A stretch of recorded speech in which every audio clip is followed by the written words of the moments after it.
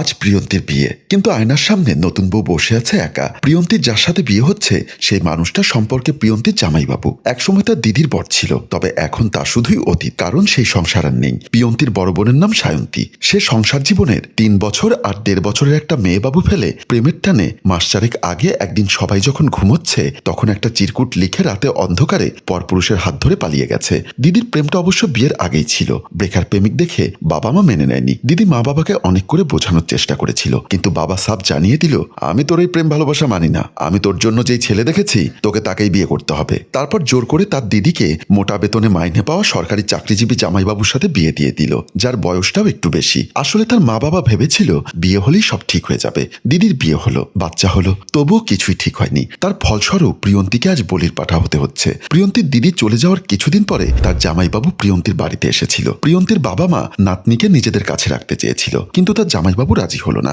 বাবা, তুমি সারাদিন কাজকর্ম নিয়ে থাকো, মেয়েটা একা একা কিভাবে থাকবে? তার থেকে বরং আমাদের কাছে রেখে দাও, আমরা ওর দেখাশোনা করতে পারবো। না বাবা, আমার বিশ্বাস সায়ন্তী ফিরে আসবে আর আমার এক মেয়ে আমার সাথেই থাকুক, তাহলে অন্তত আমার বাসাটা খালি খালি লাগবে না। প্রয়োজন হলে আমি অফিস থেকে যত তাড়াতাড়ি পারি কাজ শেষ করে চলে আসবো। তখনই প্রিয়ন্তীর বাবা মা বুঝতে পেরেছিল যতই বলুক না কেন তাদের জামাই অফিসের এত কাজের চাপ নিয়ে এত ছোট বাচ্চাকে দেখাশোনা করতে পারবে না। তারা খুব আগ্রহ নিয়ে তাদের দ্বিতীয় মেয়ের সাথে বিয়ের প্রস্তাব রাখলো। প্রিয়ন্তীর সাথে বিয়ের প্রস্তাবে ছেলেটা চট করে যে রাজি হয়ে গিয়েছিল তা না। কিন্তু বাবা, এটা আপনারা কি বলছেন? আমি কিভাবে ওকে বিয়ে করতে পারি? প্রিয়ন্তীর মা বলেছিল, বাবা তুমি আর দয়া করে না বলবে না। আমার নাতনিটার মুখের দিকে তাকাতে পারছি না। ওর তো একটা ভবিষ্যৎ আছে, ওকে দেখাশোনা করার মতো একজন কাউকে দরকার। আর তাছাড়া তোমার এখনো বয়স পড়ে আছে। আমাদের মেয়েটাকে তো একদিন বিয়ে দিতেই হতো, তাই না? শ্বশুর শাশুড়ির কথা শুনে কি বলবে বুঝতে না পেরে নিচের দিকে তাকিয়েছিল লোকটা। দিদির বর নামক মানুষটাকে সবসময় বড় দাদার মতো দেখে এসেছে প্রিয়ন্তী। রাতে যখন তার বাবা মা তাকে বোঝাতে তার ঘরে আসে, প্রিয়ন্তী কিছুতে রাজি হতে চাইল না। মা,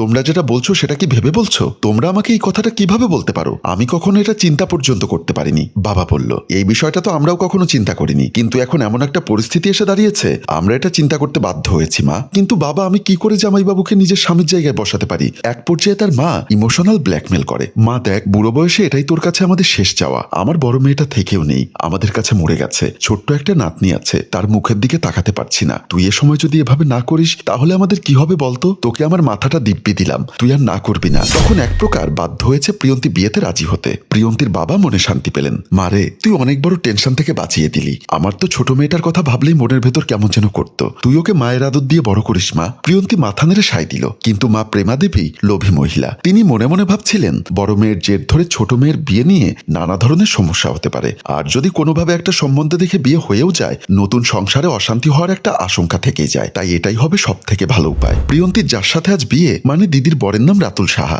রাতুল সরকারি চাকরিজীবী। প্রিয়ন্তী বউ সেজে বসে আছে। হলুদ রঙের লেহেঙ্গা ও ভারী জুয়েলারিতে বধূ বেশে প্রিয়ন্তীর সৌন্দর্য যেন শতগুণ বাড়িয়ে দিয়েছে। প্রিয়ন্তীর একটুও ভালো লাগছে না। অস্থির বিদঘুটে মনোভাব নিয়ে কতক্ষণ বসে থাকা যায়? এদিকে দেবু বারবার ফোন দিচ্ছে। দেবুদা ছিল তার জীবনের প্রথম প্রেম। তাকে অন্ধের মতো ভালোবেসেছিল মেয়েটা, বরং বলতে হয় এখনো ভালোবাসে। কিন্তু সেদিন নিজের মায়ের সাথে দেখা করবে বলে নিজের বাসায় নিয়ে গিয়ে বিছানায় বসিয়ে তার হাত ধরে তাকে কাছে পেতে চায় দেবুদা। প্রিয়ন্তী হাত ছাড়িয়ে তাড়াতাড়ি দাঁড়িয়ে বলল, এটা কি করছো তুমি? কেন? এতে কি সমস্যা? আমি তো তোকে ভালোবাসি, তুই আমাকে ভালোবাসিস। আমাদের মধ্যে তো কোনো বাধা থাকা উচিত না।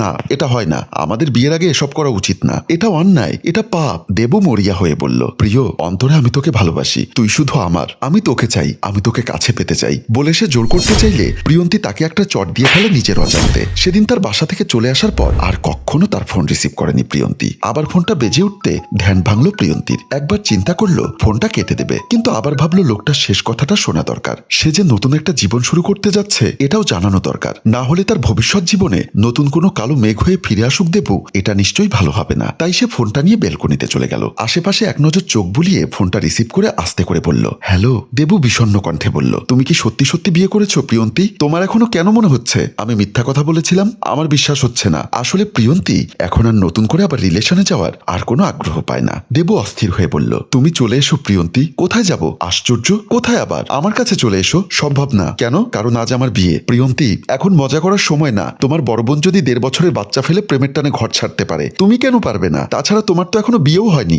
আমি তো আর দিদি না। বিয়ে যখন করতে পারবে না প্রেম করেছিলে কেন? তুমি বোধহয় অতীত ভুলে যাচ্ছ।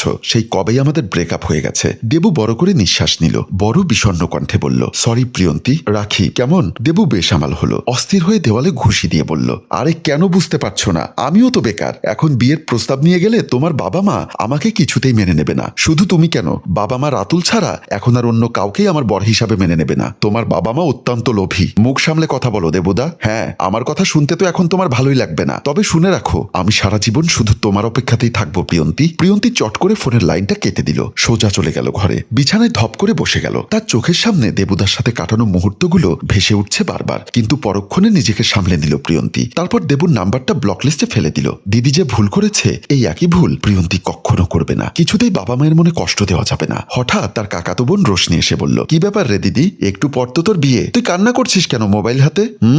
সামথিং সামথিং না। প্রিয়ন্তী নিজেকে সামলে নিল তাড়াতাড়ি। পাকামো করিস না, ঠিক আছে, আমাকে বলিস না, তোর বর এসে গেছে, একটু পর বিয়ে, চোখ মুছে নে ভালো করে। এমন সময় বাহিরে অনেক কান্নাকাটির শব্দ শুরু হলো। কি হয়েছে কিছুই বোঝা যাচ্ছে না, তাই তাড়াতাড়ি প্রিয়ন্তী ছুটে গেল দেখার জন্য। সামনের রুমে এসে দেখলো তার মা মাথায় হাত দিয়ে কান্না করছে, তার পাশে বাবা অস্থির হয়ে পায়চারি করছে। মামা সুজিত বলল, আমাদের সাথে কেন এমন হওয়ার ছিল? কি সুন্দর সবকিছু ঠিকঠাক হয়ে যাচ্ছিল, এমন লগ্নভ্রষ্ট একটা মেয়েকে কে বিয়ে করবে? কথাটা শুনেই প্রিয়ন্তীর মাথায় যেন বাজ পড়ল। প্রিয়ন্তী তার বাবাকে জিজ্ঞাসা করলো, কি হয়েছে বাবা? তার বাবা কোনো রকমে বলল, তোর কপালে কি আছে আমি জানি না মা, কিন্তু এরকম একটা দিন আসবে জানলে তোকে আমি বিয়েটা করার জন্য বাধ্য করতাম না, আমাকে ক্ষমা করে দিস তুই। বাবা কি হয়েছে সেটা তো বলো। তার বাবা চুপ করে রইল। মামা তুমি অন্তত বলো কি হয়েছে? বরযাত্রী আসার সময় সামনের গাড়িটা অ্যাক্সিডেন্ট করেছে, তাতে ড্রাইভার সহ সামনের দুজনই মারা গেছে। আর প্রিয়ন্তী অবাক হয়ে জিজ্ঞাসা করলো, সামনে কে ছিল? রাতুল। প্রিয়ন্তী যেন কথাটা বিশ্বাস করতে পারছে না। ভাগ্য কেন তার সাথে এভাবে খেলছে? প্রথমে দেবুদা তাকে মন দিয়ে ভালোবেসেছিল, কিন্তু লোকটা তাকে কুপ্রস্তাব দিল। এরপর মা বাবার কথাই এই লোকটাকে বিয়ে করার জন্য রাজি হলো, যাকে এতদিন বড় দাদার চোখে দেখে এসেছে। তার জন্য আজ দেবুদাকেও ফিরিয়ে দিল। কিন্তু শেষমেশ কি এই লেখা ছিল তার কপালে? প্রিয়ন্তী বাকরুদ্ধ হয়ে গেল। সকলে তার সাথে কথা বলার চেষ্টা করে যাচ্ছে, কিন্তু মেয়েটা যেন পাথর হয়ে গেল। সম্মানিত ভিউয়ার্স, গল্পটি ভালো লাগলে অবশ্যই দ্বিতীয় পর্ব লিখে কমেন্ট করবেন। পর্যাপ্ত বিশেষ হলে অবশ্যই দ্বিতীয় পর্ব নির্মাণ করা হবে। আর এই গল্পটি ভালো লাগলে লাইক, কমেন্ট ও শেয়ার করবেন। গল্পটির রচনায় অভিক ও চিত্রগ্রহণ ইপ্তি হোসেন।